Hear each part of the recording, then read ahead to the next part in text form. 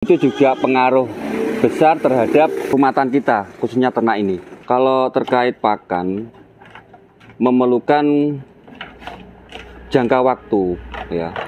Yang pertama pakan dipersiapkan dulu.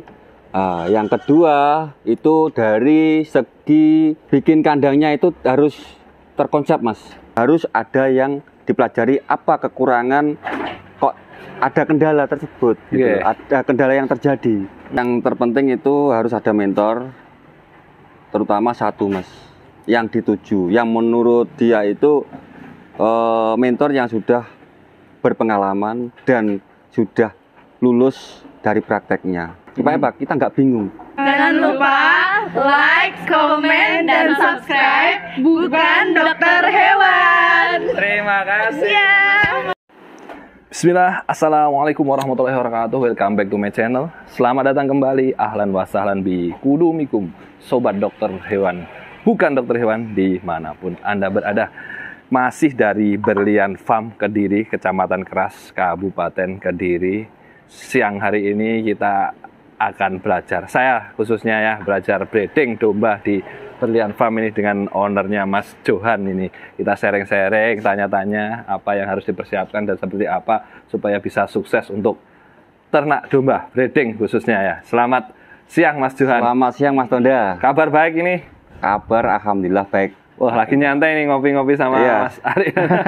Maaf mengganggu waktunya Mas Johan. Tidak apa-apa Mas, nyantai ini saja. Breeding domba Mas ya, kita mau tanya-tanya tentang breeding dombanya di sini, konsepnya seperti apa.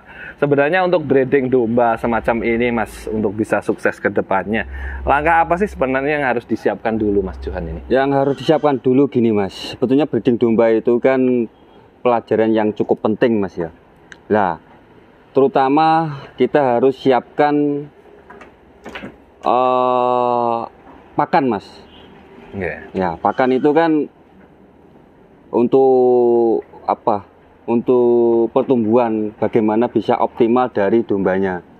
Nah, pakan itu ada beberapa yang perlu ditentukan. Misal pada umumnya domba kan makanya serat Mas ya, Mas Tonda.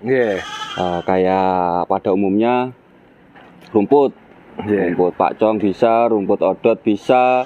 Terus jangan lupa dari tanam legumnya. Nah, karena lebih lebih banyak jenis pakan yang ditanam itu juga pengaruh besar terhadap rumatan kita, khususnya ternak ini. Itu. Nah, berarti kan kalau terkait pakan memerlukan jangka waktu, ya. Yang pertama pakan dipersiapkan dulu. Yang kedua itu dari segi bikin kandangnya itu harus terkonsep Mas. Terkonsep. Misal kayak ini ya yang di hadapan kita Mas Tonda ya. Ada pejantan satu dan beberapa ekor betina. Nah, kita siapkan kandang koloni. Ya, ukurannya ini 3,5 ya. 3,5 kali 3,5 ya Pak. Itu kotak ini. Bisa untuk 25 ekor betina dan satu pejantan. Pejantannya full blood dorper kayak gini Mas ya. Terus selain itu dari kandang juga kita siapkan untuk lahirannya Mas. Ini persalinannya Mas ya. Persalinannya. Kita perkotak ya. Berkotak-kotak supaya kalau waktu melahirkan itu juga pengaruh dari siapa tahu kita tidak mendapati waktu lahir Mas. Nah, supaya aman.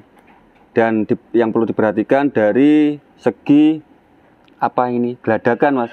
Jarak geladakan itu harus berapa ukurannya? Berapa? 1 cm setengah ya. Karena ini kaitannya dengan cempenya supaya kakinya tidak terprosok ke dalam lubang geladakan tersebut. Jadi ini disiapkan ini ketika bunting-bunting tua dipindah ke sini semuanya Mas ya?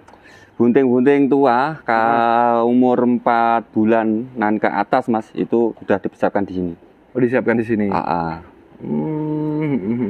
Nah, disiapkan di sini. Terus nanti kalau semisal sudah lahiran jangka 2 minggu Mas, dipindahkan lagi ke tempat ini. Sini. Nah, seperti ini kan ada cempenya juga ada indukannya. Ya. Supaya apa ya? Lebih bebas cempenya, lebih luas tempatnya kan gitu. Kalau tempatnya luas juga semuanya lebih bebas Mas ya. Karena nanti jangka waktu cempe kalau sudah umur 3 minggu kan saya bebaskan, saya kasih pintu. Bisa keluar masuk gitu ya. Bisa keluar masuk. Nah, nanti kalau misal sudah sapian ya, kita buatkan seperti ini Mas. Ini ukuran 1,30 ya lebarnya. Terus panjangnya ya terserah lah. Nah, ini 3 meter kalau ini Mas. Ini 3 meter Sini tiang dengan tiang 3 meteran. Tiang dan tiang 3 meteran. Ini khusus untuk lepas sapi Mas di sini. Lepas sapi. Sebetulnya lepas sapi Mas ini. Kandang itu harus terkonsep. Itu. Dan juga untuk palung-palungnya kayak gini Mas. Palung pakan ini tingginya 30-an Mas. 30 cm.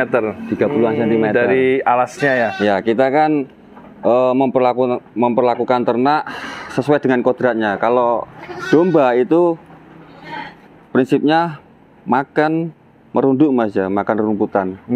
Menunduk itu. Lain dengan kambing. Kambing kan agak tinggi. Cenderung agak dinaikkan untuk palung pakannya Mas ya. Terus dari ternak juga kita harus memilih Mas ya. Ternaknya juga penting, dari grade apa yang perlu dirawat. Sebetulnya apa ya? Jenis apa aja bisa ya. Kan banyak jenis domba Mas ya, Mas. Itu Garut bisa ya, Cross Texel bisa, Merino bisa. Dan banyak lagi jenis yang siapa saja bagi peternak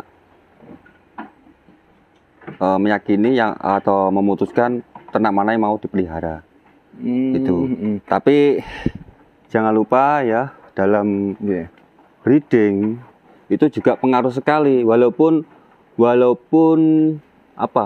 jenisnya ini Cross Texel ya. Jenisnya itu sama Cross Texelnya ya, itu kalau memilih ya itu juga saya rasa perlu. Supaya apa? Tujuannya nanti dari segi anakannya bisa bagus Mas. Kayak pejantan juga sangat berpengaruh sekali Mas Tunda ya. Pejantan. Sekarang kan lagi familiar ya, viral-viralnya pakai pejantan impor. Seperti ini kan Dorper impor. Nah, itu untuk memperbaiki dari genetik ya, supaya lebih bagus lagi dari anakan cempenya nanti. Nah, itu. Dan untuk breeding sendiri sebelum dikoloni lah, mulai dari pakan, rangsuman pakan ya, mulai dari penataan itu juga harus diperhatikan. Menurut kami seperti itu ya. Jadi awal mulanya kan misal kita rawat darah ya, lebih baik dari segi bobot, dari segi umur ya. Bobotnya itu kita lihat masing-masing jenisnya misal apa ini Mas? Cross Texel itu ya. Bisa di 30 kg atau 28 kg. Itu kalau darah Mas. Itu ya. Terus berarti apa? Berarti kita fokus menstabilkan dari postur tubuhnya supaya gemuk dulu. Gitu. Malah digemukkan dulu Mas ya sebelum dikawinkan. Terus dari tingkat kesehatannya jauh-jauh hari juga harus diperhatikan, mulai dari pemberian vitamin. Nah, itu juga diusahakan rutin, Mas. Kalau vitaminnya bisa diberikan injek juga, sama juga dengan dikasih minum atau makan gitu, Mas? Nah, biasa dari kami dua-duanya, Mas. Bisa lewat minum, juga bisa diinjekkan. Nah, biasanya kalau ini ya, domba-domba darah gitu memenuhi bobot 28 sampai 30 kg dulu atau memenuhi umur tertentu, Mas? Kalau umur juga ada pengaruhnya. Biasanya kalau tercepat itu di 9 bulan, Mas. Oke. Kalau stabilnya di 10 bulan. Tujuannya apa? Tujuannya untuk menghindari permasalahan waktu bunting, ya, perjalanan bunting sama kelahiran cempe nanti, untuk menepiskan masalah. Kalau ada juga yang stunting semacam itu, kecentet, itu sebenarnya pengaruh di apa sih, Mas Yohan? Kalau stunting, ya, kita gini, stunting itu kan cempe pertumbuhannya lambat, Mas, ya. Oke. Nah, itu berarti jauh-jauh hari untuk penilaiannya. Bukan stunting itu karena waktu cempenya lahir terus perawatannya kurang terawat, ya itu bisa bisa juga ya. Tapi jauh-jauh hari kita gini, supaya nggak stunting apa? Dari rawatan calon induk, nah itu benar-benar perlu diperhatikan, mulai dari bobotnya, umur, waktu di koloni, dan dari segi nutrisi apa yang kita berikan. Itu karena apa? Karena di dalam sebelum lahir kan di dalam rahim, Mas, ya. Nah, cempe itu sebetulnya kan juga bertumbuh, ya kan? Nanti bermasalah enggak pertumbuhannya di dalam rahim induknya. Nah, kalau semisal bebek saja apa adanya, ya, sebelum lahir, ya, lahir pun juga dari segi bobot pengaruh, Mas. Bisa bobotnya 3 lebih kalau darah. Untuk jenis cross texel itu. Lain lagi, kalau semisal sudah laktasi, ya, dari bobot induk juga bisa lebih, Mas. Bisa di angka 40 kilo juga bisa. Jadi setiap laktasi itu ada pertambahan bobot gitu? Kalau pengalaman kami gitu. Ada yang laktasi 2 itu bobotnya 51 juga ada. Tuh. Ya, tapi untuk yang laktasi pertama itu ada mentok sekian gitu bobotnya, Mas, ya, berarti? Ada, Mas. Jadi limitnya sekian, nanti maksimal itu belum bisa bertambah lagi ketika dia belum melahirkan anaknya yang kedua, katanya ya, laktasi kedua gitu. Iya, seperti ini kan masih darah, Mas. Masih mau dipersiapkan untuk kelanjutan regenerasinya nanti. Jadi seperti ini aja sebetulnya sudah waktunya, Mas. Ini 9 bulan tapi masih saya pertahankan di umur 10 bulan. Baru di koloni. Tapi kalau dilihat dari segi bobot itu sudah sudah stagnan. Bisa sih bertambah bobotnya, tapi tidak sama seperti yang kemarin-kemarin. Nggak signifikan gitu, Mas, ya? Tambah tapi pelan-pelan gitu. Pelan. Mas, ini 9 bulan ya? Nanti dikawinkan 10 bulan. 10 bulan. Tapi saya lihat sudah bulat, berisi, gemuk, ini apa tidak khawatir majer gitu, Mas, ini? Nah, majer hendaknya tetap, kalau prinsip dari kami itu ransuman pakan, Mas. Kaitan dengan konsentrat, ya. Kalau semisal semuanya sih penting, karbohidrat penting juga, protein penting, Mas, ya. Lemak juga penting. Nah, itu imbang apa enggak? Kalau semisal kelebihan karbohidratnya, jadi bener gemuk, tapi gemuknya ke arah mana? Banyak gajinya apa enggak? Kalau banyak gajinya itu juga bisa menyebabkan majer. Ini sesuai dengan pengalaman kandang, Mas, ya. Kalau dari segi ilmu, ya kami juga yang terpenting apa ya? praktek aja. Praktek aja. Jadi intinya persiapan pakan tadi juga dipilah-pilah juga ya, antara yang dari rumputan dan legumnya itu Mas ya. Kalau mana nanam banyakan mana ini? Banyakan legumnya atau banyakan rumputnya? Kalau tanamnya itu kami tumpang sari Mas. Banyak rumputnya atau legumnya. Jaraknya gini. Kalau legumnya kayak jenis indigo vera Mas ya. Tanamnya 2,5 meter Mas jaraknya. Jaraknya ya. Jadi yang sampingnya nanti ditanami rumput. Seperti itu. Supaya apa? Supaya waktu panen bisa berserentakkan. Gitu. Jadi di sela-sela indigo vera itu ada tanaman rumput-rumputnya gitu Mas ya? Ada. Wah keren ya. Jadi nggak perlu dipisah-pisah lahannya ya. Karena yang kami pelajari Mas, kalau cuma rumput saja, lah itu cost terbesar nanti di konsentratnya. Tapi kalau kita lengkapi dengan sorghum ya. Sorghum kan PK-nya pasti 20 ke atas Mas ya. Pasti itu. Jadi kan lebih meminimalkan pengeluaran. Indigo vera Mas? Ya. Indigo vera. Indigo vera. Kayak Kaliandra juga ada. Jadi harus berimbang ya antara nutrisi yang dari hijauan, baik itu karbonya, proteinnya itu juga berimbang di situ untuk menekan kos pakan di konsentratnya, Mas Johan. Kalau uniknya di breeding Mas ya, itu nanti ada penerasan yang lebih ya dari keturunannya. Misal kayak gini kan saya tahan, saya penasaran nanti untuk anakan pasti ke arah F2 Mas ya. Ini F1. Jadinya cempenya anaknya F2. Ya. Perbedaannya di mana? Gitu. Kita praktekkan langsung di kandang. Langsung di kandang sekalian.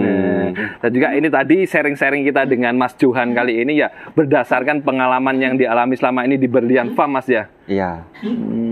Terus selama kita breeding kalau masih ada kendala itu berarti harus ada yang dipelajari apa kekurangan kok ada kendala tersebut gitu. Ada kendala yang terjadi. Semisal contoh Mas. Misal ya selama bunting kita kan tidak tahu keberadaan cempenya di dalam rahim. Kita nggak tahu perkembangannya gimana. Yang penting kita mengoptimalkan dari segi pakan Mas terutama. Lah, semisal pada waktunya indukan melahirkan cempe, kalau rata-rata ya kita rawat berapa ekor gitu ya, rata-rata keluarnya cempe itu aman bahkan tanpa pertolongan. Lah, berarti sudah tepat salah satunya di energinya induknya. Alhamdulillah Mas ini belum ada kejadian yang aneh-aneh. Kalau melahirkan ya cuma ditungguin aja. Nggak ada yang ditolong atau gimana karena persiapannya kami lengkapi. Gitu. Disiapkan. Yang dilengkapi apanya Mas Johan? Yang dilengkapi itu kan tadi penataan awal sebelum di koloni itu penting yang saya sampaikan tadi Mas. Penataan tubuhnya supaya gemuk kan gitu. Kan kaitannya pasti di energi sama dari kapurannya supaya lancar Mas. Contohnya yang di sana tadi Mas ya, kapurannya supaya besar nanti asinya kan bisa tercukupi diminum dari cempenya. Gitu. Kalau yang membentuk ambing itu susunya kapurannya supaya besar itu faktornya di apa itu Mas? Itu faktornya tetap di rangsuman pakan. Cuman kalau dari kami ya, kita tingkatkan pemberian dari tepung jagung manis ya sama legumnya. Itu saya tingkatkan. Terus sama karbohidrat itu juga menurut kami sangat berpengaruh Mas. Tuh. Jadi nggak asal kasih pakan Mas sebenarnya ya? Enggak. Dan perbedaan antara yang darah sama saat di koloni, saat hamil, saat melahirkan ada perbedaan pakan yang signifikan nggak Mas? Ada, pasti ada Mas. Iya. Kalau kami kan ada empat perbedaan dari yang darah yang dipersiapkan mau koloni, terus sama yang bunting tua, ya, yang umur kebuntingannya 4 bulan lebih itu, terus dari cempenya itu lain lagi, terus sama yang mau disapih itu ada lagi. Ada lagi, jadi stepnya masing-masing sesuai porsinya gitu. Kalau setelah melahirkan Mas, dikawinkan lagi di kawinan yang kedua, itu menunggu anak umur berapa dulu di sini? 2 bulan Mas. Oh 2 bulan ya? Supaya nifasnya normal. Berarti bisa dikatakan birahi yang kedua Mas ya? Birahi kedua. Sebenarnya sebelum itu sudah birahi Mas. Karena kita mau menata ulang lagi, yang terutama nifasnya supaya normal, supaya sembuh dulu. Nah gitu. Tapi penataannya dari tubuh harus tetap stabil Mas. Karena supaya apa? Supaya untuk kelanjutannya di anak berikutnya juga bisa normal keluarnya Mas. Jadi tidak boleh sampai kurus, tidak boleh. Oh, tuh. Indukannya itu ya? Meskipun dia menyusui, nggak boleh tubuhnya sampai kurus gitu. Nah, karena kan breeding itu apa ya Mas ya? Kalau terkendala, yang rugi pasti peternaknya Mas. Misal kendalanya ya, kalau terlalu kurus, susunya kurang, ya, kurang untuk dikonsumsi dari cempenya, ya kan? Terus setelah melahirkan bisa juga terjadi tidak bisa berdiri. Dobrok itu. Nah, terus apa yang diberikan sama cempenya itu apa Mas? Kan gitu, merawat dirinya aja tidak sanggup. Gitu. Jadi semua itu harus perlu diperhitungkan. Dan terakhir Mas, ini tentang breeding juga, kita kalau produksi nggak ada penjualan kan juga nggak lucu kan namanya. Mungkin kita sudah bahas di konten-konten yang lain, tapi pas yang menyaksikan ini belum sempat menyaksikan Mas, sedikit bocoran. Gini, prinsip kami gini, ya ada breeding, ada penjualan Mas. Itu nggak cuma breeding aja. Breeding ini untuk menyatakan pembelajaran ya keseluruhan. Keseluruhan. Kalau semisal rawatannya aman, berarti kan untuk langkah selanjutnya aman juga. Tapi juga ada permintaan, ya, namanya jual beli, Doro juga kami menyediakan doroan. Terus buntingan juga, ya. Terus cempe juga seperti itu. Tapi basicnya ini memang di breedingnya Mas ya, jenengan ini. Ya, ada di breeding. Ya, semuanya tergantung permintaan Mas. Permintaan teman-teman. Misal kan ada tuh yang cari cempe juga ada. Ada yang ingin breeding sendiri, disediakan paketan juga ada, seperti itu. Jadi macam-macam Mas ya. Macam-macam. Dan ini untuk domba-dombanya, ini bukti breedingnya yang F1 door per betina nggak dijual ini. Jadi untuk dikembangkan di sini Mas ya. Iya.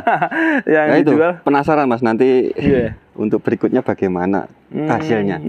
Tapi F2 yang sudah lahir di sini sudah ada Mas saat ini?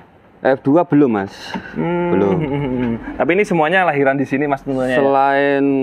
Selain sapian ini Mas ya, ada juga beberapa ekor di rumah Mas. Oh di rumah, di Sarawat kandang lain. Nanti kalau sudah waktunya saya kumpulkan di sini. Dikumpulkan di sini semuanya. Kan ada 2 kandang, yang satu di rumah, yang satu di sini. Iya. Padahal di awal ternak ini Mas Johan ini mengawalinya hanya dengan 8 ekor Mas ya, sekaligus untuk coba-coba gitu Mas ya. Iya. Ya karena gini ya, masukan dari teman-teman itu, kita dalam mengawali ternak jangan sampai didasari ambisius. Kalau ambisius ya, misal ada uang bisa kok beli Mas ya. Tapi untuk rawatannya gimana? Hasil akhir kan yang terpenting ternak itu bisa berkembang, bisa bertumbuh. Tapi kalau banyak kendala-kendala, lah itu yang dikhawatirkan. Dan kendala-kendala itu terjadi ketika nanti kita sudah berjalan ternaknya Mas ya? Ya, itu baru kelihatan. dari segi rawatnya bagaimana kelihatan. Dan ini untuk ternak pemula Mas yang masih nul budel ya istilahnya. Untuk mengawali ternak itu dianjurkan seperti apa Mas? Langsung ternak dulu gitu atau nanti ada mentor teman yang sudah senior gitu seperti apa? Yang terpenting itu harus ada mentor, terutama satu Mas, yang dituju, yang menurut dia itu mentor yang sudah berpengalaman dan sudah lulus dari prakteknya. Itu yang penting Mas. Nah, setelah mentor nanti kenapa kok satu Mas ya? Satu, tapi enggak apa-apa kita konsultasi dengan yang lain, tapi yang kita tuju satu itu. Supaya apa? Kita nggak bingung. Karena lain farm itu kan cara rawatnya enggak sama kan Mas? Enggak sama, cara metode rawatnya enggak sama. Nah, gitu. Arahnya ke situ. Terus setelah kita dapat mentor, baru kita sediakan tanaman untuk pakan ternak. Nah, kita swasembada pakan aja lah. Nyuantai dulu Mas seperti ini. Nah, baru kandang, setelah itu ternaknya. Nggak boleh kesannya terlalu terburu-buru gitu. Makanya Mas. kayak saya misal Mas ya kesini ya. Mau beli ternak, saya tanya dulu persiapannya apa saja. Bian Farm juga biasa ya, maksudnya gini, kita juga mau berdampingan bagi peternak-peternak pemula dalam rawat awal itu bagaimana, apa yang perlu dilengkapi dulu. Nah, makanya kalau mau ngambil ternak itu biasanya biarlah ternaknya di sini dulu. Lengkapi dulu apa keperluannya di di tempatnya iya. Nah gitu. Jadi nggak serta-merta seneng dibeli Mas ya. Kayak ini kan ada beberapa yang sudah di inden tuh Mas. Nah, seperti ini sudah. Nah, yang ini sudah, yang ini sudah. Lah, tapi dari yang pesan, nah supaya siap dulu Mas. Nanti ketimbang ada ternaknya belum siap pakannya atau kandangnya masih belum tertata tujuannya ke arah mana. Nah, yang jelas ya itu pasti kelabakan Mas. Iya. Siap Mas Johan. Dan andainya nanti juga ada yang main-main ke sini sekedar sharing-sharing juga boleh Mas Johan ya. Enggak apa-apa Mas. Enggak harus ke sini itu beli enggak. Nah, malah sharing itu lebih baik lah saya rasa. Karena semua peternak ya ujung-ujungnya kan mau berhasil. Enggak mau buntung kan. Ini nanti yang harus malah Mas Johan nih harus di sini harus sharing ilmunya, enggak boleh dirahasiakan. Menjamu kopi juga tentunya. Siap Mas Johan ya, 25 jam non-stop di sini. Terakhir Mas, ada barang, ada harga. Sekalian dibocoran bagi yang belum lihat ini. Jualnya jogrok kiloan Mas Johan? Kalau teman-teman akhir ini Mas ya, mintanya kiloan Mas. Kiloan itu kisaran ya ada 100, 110, 90, ada 120, tergantung barangnya Mas. Itu. Nah, tergantung negosiasinya dan tergantung barangnya, perawatannya bagaimana. Jadi kisaran 120 lah kurang lebih Mas ya. Kurang lebih itu. Ya, terima kasih Mas Johan, tambah sukses, tambah berkah. Dan yang bagi yang belum subscribe silahkan di subscribe karena subscribe itu menyenangkan, dan juga jangan lupa di subscribe juga untuk Berlian Farm di channel YouTube-nya. Assalamualaikum warahmatullahi wabarakatuh.